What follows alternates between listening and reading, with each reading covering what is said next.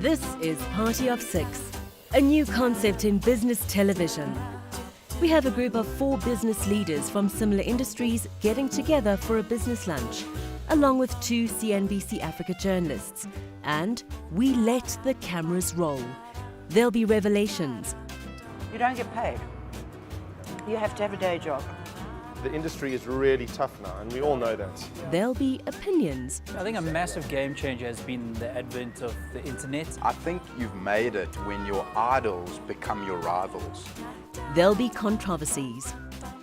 I was the absolute rock and roll story where the manager manages to take it all somehow and you end up with nothing. Welcome to Party of Six.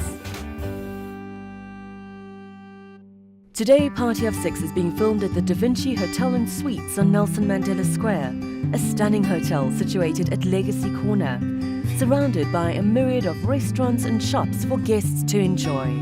The decor is sophisticated. The monochromatic palette and mix of classical and modern pieces provide the perfect environment for those who wish to relax in style while in Johannesburg. We're dining at Maximilian's restaurant, famous for its gourmet French fusion cuisine.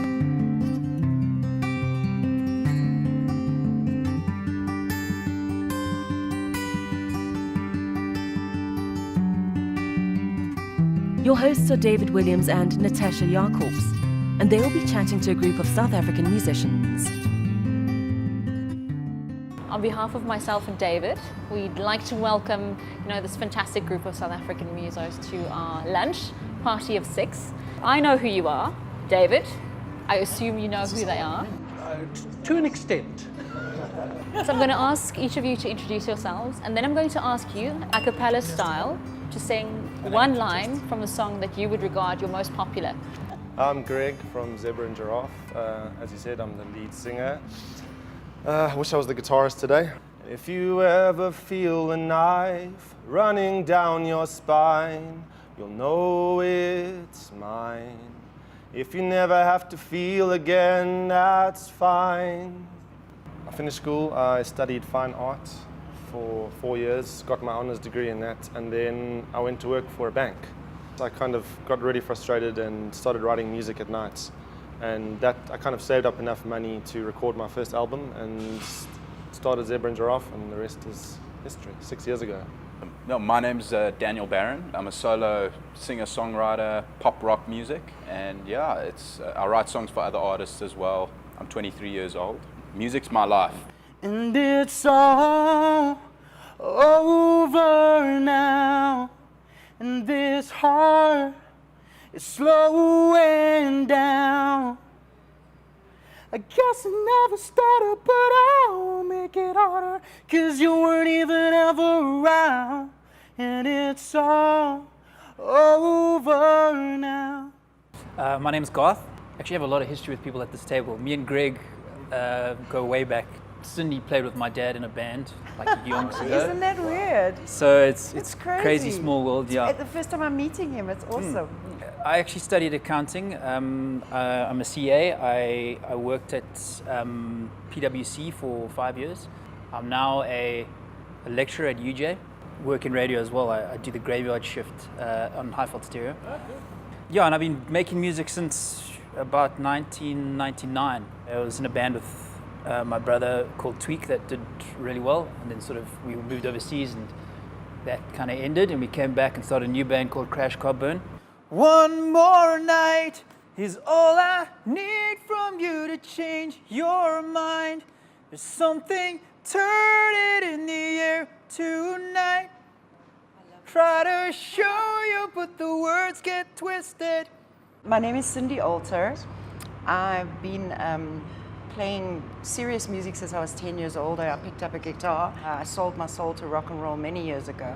I was with a band called Clout, who still are apparently the biggest selling band from South Africa. We sold 12 million records up to now. I've toured America, I've toured Europe.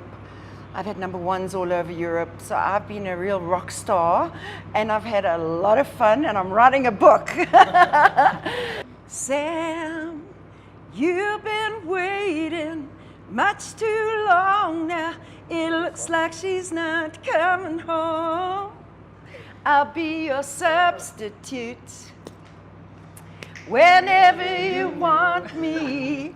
Woo-hoo. Don't you know I'll be your substitute whenever you need me. Woo-hoo. Can you have a career as a musician only in South Africa? Can you pay the bills, not sleep on your mom's couch, without a day job, so to speak? You don't get paid. You have to have a day job. Because you go play in all these big clubs that you hear of, the Roxy, Viper Room, Madame Wong's, wherever I played in those days. You didn't get paid to play. You actually had to sell tickets to play there. So you have to go and sell those tickets. If you that's don't what sell we the did, tickets, yeah. you have to pay in. Sometimes I do gigs that are not the most fabulous. Sometimes I'm working at little pubs and I look at myself, I go, okay, Cindy, this is what humbles you, this is what keeps you real, this is what reminds you why you're doing this, because I'm doing this because it's my job. I think a massive game changer has been the advent of the internet and YouTube and streaming radio stations. Everyone seems to be in the band these days. Everyone has access to a studio to record something cheaply. They can put it up on the internet themselves. So there's music everywhere. I mean, where were you guys the first time you heard your song? Was that the moment you went, well, I'm doing the right thing now, I think I've made it? Garth he was like the biggest band in the country. It was weird for us because we've been on both sides of the spectrum. So when Tweak was popular, there was no YouTube, there was no Facebook. I guess what it proved to me, being having some success in that time frame and some success now, is that there's no way of telling or guessing what you're supposed to do. Like you would think after 15 years, okay, this is what you do, and then you get successful. It's not like that. I'm always surprised at what works and what doesn't. As an artist, you need to, like God said, you need to just make your music that you believe in and that's honest. If we could all predict hits, we'd be writing them every 5 seconds. We'd just be throwing them out there, baby. There's no formula for a hit. I mean, I'll hear a song on the radio and it's a hit and I go, what the? You know? All of you sitting here have actually collaborated. I'm doing some research on all of you. You've collaborated with your fellow rock artists. Daniel, you've gone to the Afrikaans side, which is not your main market. I've written a couple of songs that were translated to Afrikaans. I can't sing Afrikaans music, but I just tapped into that market. I collaborated with Proverb, the rapper as well, that went really well. I mean, we sat and I didn't foresee anything to happen. I thought it's going to work to collaborate. The song's going to sound good, type thing. And then that was the particular song that went to number 1. How important to you is writing your own songs, or is it about connecting with a song whether it was written by you or not? For me, super important. Like I've always wanted to get involved in writing songs for other people, and I've tried it 100 times, but every time I try it, I end up getting so attached to the song, I can't let it go. So I wish I could get over that, but I start out with the express intention of writing it for somebody else, and by the end of it, it's like, no, this is my baby, I can't. Who wrote Substitute? Substitute was written for the Righteous Brothers by a guy called Willie Wilson, way back in the day, like 60s, I think, or early 70s. Our producer's wife loved the song. She said, it's just such a nice, it's got something about it. But the lyrics were, girl, you've been waiting. And that wasn't going to work. It needed to be a guy's name. So they came up with the name Sam. But it was a time of our lives. It was the late 70s. Women were starting to get empowered. Timing is everything. Like, for example, the first band I played in, we were successful at that time. If that exact band came out with those exact same songs right now, nothing would happen. You were on band number 2, you had a startup band back in the day. How do you ensure longevity, or is it just your season and your season's done? You can move with the times, I think. With my second album that I'm working on now, I'm really opening up to using more electronic sounds, because electronic music is huge at the moment as well. And why not mix rock with dance? I think pop music today is every single genre is kind of coming into each other. People like us because we sound like this. So you think, okay, we can't change too much, but maybe we want to do something new. So you're always kind of fighting that battle of remaining true to the band, to the fans, but also if you feel like doing something new, why can't you do something new? So it's a hard one. I believe it's authenticity. That is everything to me. I listen to everything. I listen to all kinds of music.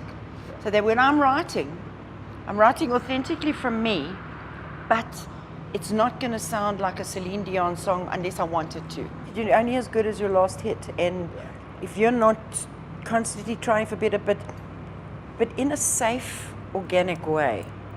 I'm not talking about, oh, gotta get that hit, man. You know what I'm saying? It's like you become so desperate that you see it in you. You see desperation, you can smell desperation. It's like, yeah, doesn't smell good to me. You want to create, whether it's, I mean, it's a song in your case. How do you do it? Do you sit for a week thinking and then sit down? Do you start writing? How does it work? Some songs, everything just kind of comes out. The lyrics come out formed with the melody, and everything is kind of formed. And a song like that would be a hit. But then there's other songs that I would write and sit down and have a melody, but then you work on the lyric and perfect the lyric. I've written songs that have taken me a year to finish. Yeah. And you know, they're good, and some of them have done well and whatever, but it's the ones that literally you wrote the lyrics in half an hour, and it just comes so naturally because it's part of you, and you have, it's probably from a specific incident in your life or whatever, that you don't need to put yourself in anyone else's shoes, you don't need to think too hard about it, it's there and it just comes out. Like those are the ones that you just can't touch, and I actually think it gets harder and harder to write songs. I almost dream up the songs. I'm like, I'm like thinking of these beats, and I'm like, should I get up? I'm like, this is too good to not get up. I do the same And I get up and I sing it and I go to bed, and this morning I listen, I'm like, wow. That's the beauty of a brilliant producer, because a producer will have the ability to take that vision of what was in your head. I mean, you might be the Michelangelo, but the producer is the sponsor. You know, he makes it happen. But when we lived in London, when we were looking at recording something, and we were like, okay, who are we going to get to do it, yada yada. We had our list of favorite bands, and we literally said, okay, well, if we could pick our favorite producers in the world, and who would they be? And we did exactly that, and we sent the guy an email, and lo and behold, the guy mailed us back. And we did that once in the UK and once when we were back in South Africa.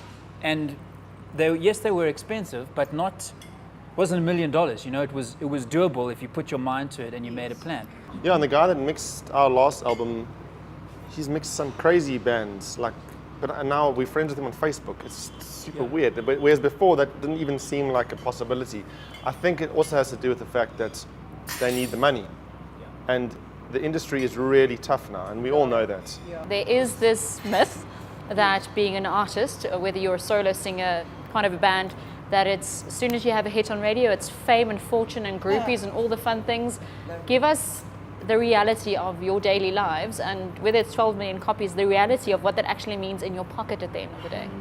I was the absolute rock and roll story, where the manager manages to take it all somehow, and you end up with nothing. Yes, really.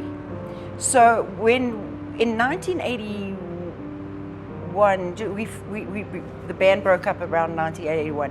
There was a court case with a band in South Africa called the Rag Dolls. My boyfriend was actually in the band, and they sued my manager because he'd taken them on and he wasn't doing anything and blah, blah, blah. So they took him to court.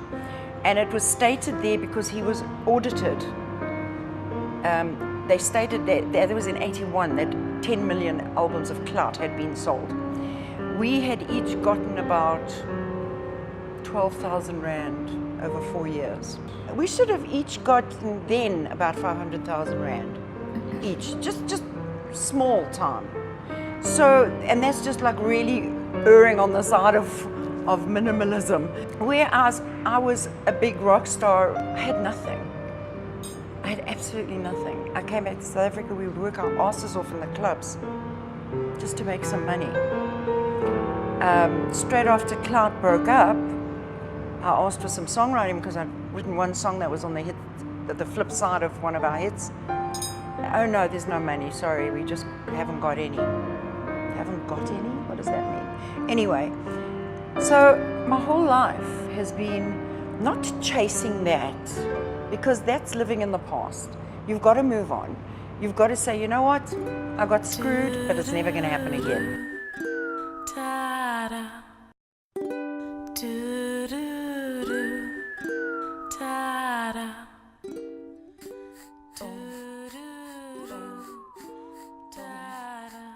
Albums just don't make you money anymore.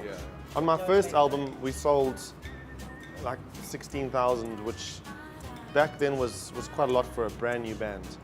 Then it just decreased from album to album, not because our popularity decreased, but because people were stopping to buy it. But everyone had heard the second album, but they hadn't bought it. So you stopped having to think of your album as your main income source. Now it's up to live and also publishing, radio. People don't even realize that we actually get paid for our songs being played on radio. What I do is I offer the service of writing a corporate song, which is great because I don't know if I could do that. What do they want from that? Okay, so basically they want a song, an internal thing that's going to motivate the employees. I write a pop song for them, like a dance pop song that's going to get them jamming at their Annual conference. Annual conference, exactly, yeah. And I've done a couple, and it actually helps my career as well, my own stuff, because I'll say to them, okay, I'll give you a corporate song, and you'll get it on my new album. They make a bulk order of the album, and then they get the corporate song on the top, track one. Yeah. Aren't you selling your soul here? Not at all. Tweak was before the whole internet boom, and then Crash Car Burn has been subsequent. So Tweak, we had 3 albums, and we sold, I think one of them was 20,000, one was 15,000, and one was 10,000. Okay. But back in the day, but this was when there was only CDs, there was no MP3s, none of that stuff, or it was just coming about. So I always treat them separately. These days, like if we sell 3,000-4,000 albums, like I'm happy. I don't know what, and try get a royalty statement. I mean, try get an iTunes statement or something. I don't even know what's happening. It's a disaster. Like, but it really is all about live performances and royalties, like you guys say. So. And it's not just us, it's international artists. They used to sell millions. Now they sell a couple of thousand. They do, yeah. So the live performance, you will make more at one live performance than from all the sales that you've had? iTunes, what do you get from iTunes? If you sell a song on iTunes, it is a joke. You get 4 rand. For R8.99 song, we'll get 368. Over the 6 years that we've been going, we've managed to figure out how to make money on tour, which is actually quite a hard thing to do, because one of our first tours, I think we lost 60,000 rand. We decided we're going to go all out. Like, this is it. Second album, let's do it. Huge production. We lost 60 grand and we had a sponsor. So we're like, how did this happen? And then you start figuring out where you can save money and what you don't need to spend 10,000 rand a show on sound. It's a bit excessive, You find different guys, and now we actually make money on tour. We went on tour with Gangs of Ballet at the end of last year, and we both made a profit. It's really like working a business. You just got to, at the end of the day, you got to make ends meet. And the crowd doesn't care that you've been driving the whole day, that you've been working on finances, that you're staying in a horrible hotel, that your car broke down, that you set up your own gear. They don't care, and they don't pay to care. But that's not the point. If I got a gig, I don't care. I kind of hit this mind shift sort of a couple of years back where, the goal was always to be like as big as Bruce Springsteen, as big as U2, as you wanted to be a massive international star. Yeah. And eventually you realize, well, for myself anyway, as long as I'm making music on some level, I'm happy. But is that the perception when you travel? I mean, you did the States and the UK. I mean, is there a perceived sound that they think you should have? Any international people don't think that world-class pop or pop rock or rock music could come out of this country. I actually recorded a song in LA in December, and I played them my first album, and they didn't know what hit them. Don't think they expect rock to come out of South Africa, I also found that there was a much bigger hunger and tolerance for different genres because we were on a tour called the Warped Tour, which it had Katy Perry was one of the artists, and then on the other end of the spectrum like the heaviest heavy metal bands. And you would see the same kids watching Katy Perry, and then they would head over to the heavy metal stage to watch. And we were there for 18 days, and we sold 1,000 CDs just walking up to kids and going, do you want to listen to this? Like, give them the headphones, and they buy a CD on the spot. No, but I want to talk about sex, because for me, the 60s and 70s was... Daniel! That's my boy! The music was always very closely tied to sex, in the sense that Music the girls is who went to the tied concerts, to it sex. was about sex. It was sexy. They used to throw their panties on the stage. I mean, that Music was what is they did. about sex. Some guy threw his underpants at me on stage, right? What did you do? I just picked them up and I said, look, are these secondhand or are these new ones? I was like, not sure. There must have been times for you get to the stage door and there's a guy waiting for you Of and hoping for course, something. and I was very happy about that.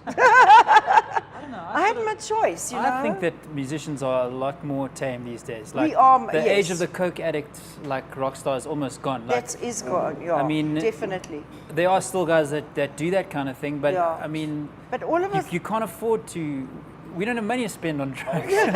So Daniel, you were a finalist of Yeah. South African Idols a few years Yeah. ago. I mean, what did that do for your career? And guys, what are your impressions about talent shows in South Africa as a starting platform for young artists? Daniel, let's start with you. Okay, basically, yeah, I got to the top 10 of the show, and I was young at the time. I was 17 years old. Look, I mean, I was playing gigs from the age of 13, 14 years old. My mom used to drop me off at little country clubs and restaurants, and I was performing. So I had the dreams. I thought, you know, while I'm in school, let me try, you know. I learned a lot, a crash course to learn how to deal with maybe fame or because you kind of, it's not really a reality. You get to that top position, and then the media's after you. People know who you are, and then you get kicked out of the show and no one gives a damn. I know a lot of musos sort of say that it's a shortcut, and it's not. When I was kicked out of that show, I started from the bottom again. to me, I don't think there's any shortcuts, as you said. I think if you're going to be in this industry, you're going to have to come in through the ranks and you're going to have to work your way through. I think for most of the winners, it's been almost a death sentence. It's like, you know, the people that actually win haven't really made a go of it. So you've all been in the industry, some longer than others. What would you regard as your biggest career highlight, whether it be a show, an album, a collaboration? What was that moment to date for each of you? Walking out at the Vienna City Hall, there was about 45,000 people. We were doing a show with Boney M. They were huge at the time, and we absolutely blew Boney M off the stage, totally. Wow. It was like they weren't even playing. People were just sort of clapping with them. And it was, it was a fantastic experience. I was like 22 years old or something. So that's definitely one of my remembering times. If you'd asked me a few years ago, our tour of the States would have been a highlight. If you'd asked me a few years after that, working with Mark Trombino, he produced all the bands I listened to growing up, Blink-182, Jimmy Eat World, all those bands.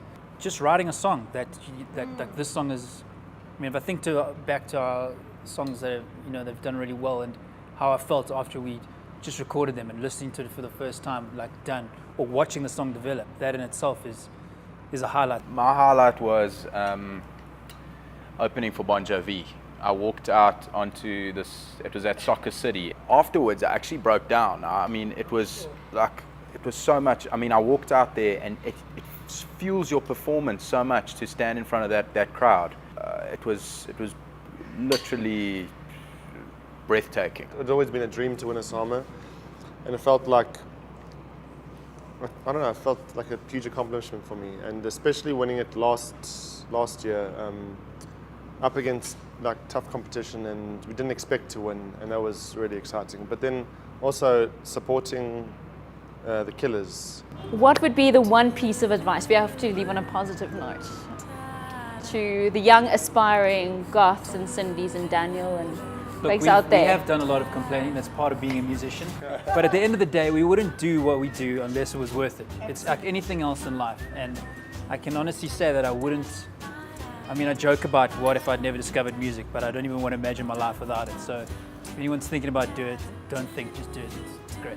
I'm following my dreams, and I will never stop chasing them and following them. And if you have a dream, no matter what it is, you've got to follow it. Getting up on stage, writing that song, finishing an album, walking off stage after performing, and like opening for a huge band, something like that stuff. Just you can't even like dream that stuff when you're a kid. It's like you dream it, but it doesn't seem real. And when you do it, it's like, wow, that was unbelievable, and you don't want to stop. There must be a reason why we've had this dream planted in our heads, and I think the only thing to do is to follow it. And I think along the way, you obviously have to work hard. You know, you can't just sit back and wait for that dream. You've got to follow your dream, but it's difficult. There's not much money, you get ripped off. You're creative, but you don't know quite where it comes from. Other people don't always acknowledge it, but you keep doing it. You just got to keep doing it, which is fantastic. So it's been great. Thanks very much. Thank you, everybody. Thanks. It's been a pleasure.